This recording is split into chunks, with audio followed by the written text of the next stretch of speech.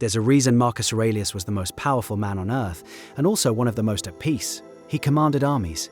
He controlled the wealth of an empire. He held the fate of millions in his hands. And yet, in his private journals, the ones he never intended anyone to read, he wrote about money in a way that almost nobody talks about today. Not because the idea is complicated, but because it completely contradicts everything you've been told about wealth. Here's what most people believe. They believe that the path to financial freedom is simple. Earn more, spend less, invest the rest. And sure, that's not wrong. But it's incomplete, because that formula only addresses the mechanics of money. It says nothing about your relationship with it.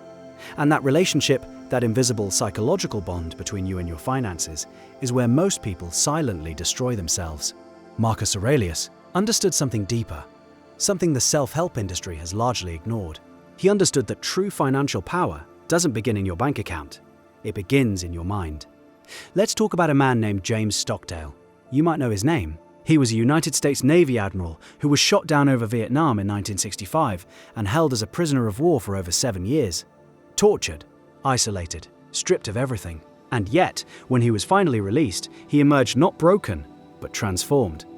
When asked how he survived, he said something that stopped people cold. He said, "I never lost faith in the end of the story. I never doubted not only that I would get out, but also that I would prevail in the end." But then he said something else. He said the ones who didn't survive were the optimists. The people who kept saying, "We'll be home by Christmas. We'll be home by Easter." When Easter came and went, they broke. Their hope was tied to an outcome they couldn't control. Stockdale's survival was rooted in a principle that Marcus Aurelius wrote about constantly. The Stoics called it the dichotomy of control. What is within your power and what is not. And the ruthless, almost brutal clarity to know the difference. Now bring that into your financial life. Right now, think about the last time money stressed you out. The market dropped, a bill came in, an opportunity fell through. Your income wasn't what you expected. And in that moment, where did your energy go? If you're honest, it went toward the thing you couldn't control, the thing that had already happened, the thing that was outside your reach. That's not a character flaw. That's what an untrained mind does. It bleeds energy into the uncontrollable. And while it's busy panicking, it misses the only place where real decisions get made. Marcus Aurelius wrote in his Meditations, "You have power over your mind, not outside events. Realize this, and you will find strength." He wasn't writing that as a motivational poster. He was writing it as a reminder to himself during some of the most chaotic years of the Roman Empire. Plagues, wars, political betrayal. And yet, the empire held. Because its leader held, here's the Stoic money secret that nobody puts on a finance blog. Wealth is not primarily about accumulation. It's about what the Stoics called apatheia. Not apathy in the modern sense, but freedom from destructive emotional reactions. The ability to see clearly without the fog of fear or greed distorting your judgment. Think about what greed does to financial decisions. It makes you chase returns that are too good to be true. It makes you hold an investment too long because you can't accept that it's over. Think about what fear does. It makes you sell at the bottom. It keeps you from starting. It turns every risk into a catastrophe in your mind before it even has a chance to become a reality. Greed and fear, those two forces alone have destroyed more wealth than any market crash in history. And both of them live inside you, not inside the market. The Stoics built a practice to neutralize this. They called it negative visualization, or premeditation of evils. Every morning, Marcus Aurelius would mentally rehearse the worst that could happen, not to spiral into anxiety, but to remove its power. If you've already sat with the loss, really sat with it, then the fear of the loss no longer owns your decisions. Imagine doing that with your finances. Before you make an investment, you don't just ask, "What's the upside?" You sit with the worst case. You feel it. You accept it as a possible reality. And then you ask, "Can I live with this outcome?" If the answer is yes, you move with clarity. If the answer is no, you don't move at all.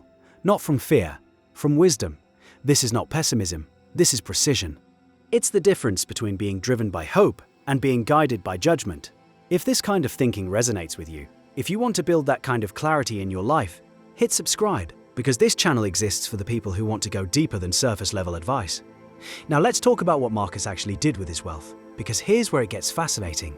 He was by any measure one of the wealthiest people who ever lived, and he gave enormous amounts away, not because he was trying to look good, not for political optics, but because of another Stoic principle called sympatheia, the idea that all humans are connected, that your flourishing is tied to the flourishing of those around you.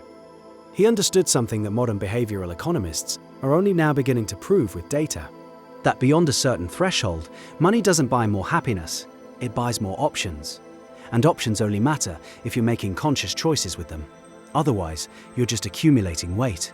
The Stoics believed wealth was a preferred indifferent, something that's nice to have, useful when held wisely, but not something that defines your worth or your peace. And paradoxically, the moment you stop being attached to wealth, the moment you hold it loosely, is the moment you start making decisions that actually build it. Because you're no longer afraid to lose, and a person who isn't afraid to lose is very hard to stop. You've been told that success means wanting it badly enough, chasing it hard enough, needing it enough. But the Stoic secret is almost the opposite. Want less, need less, fear less.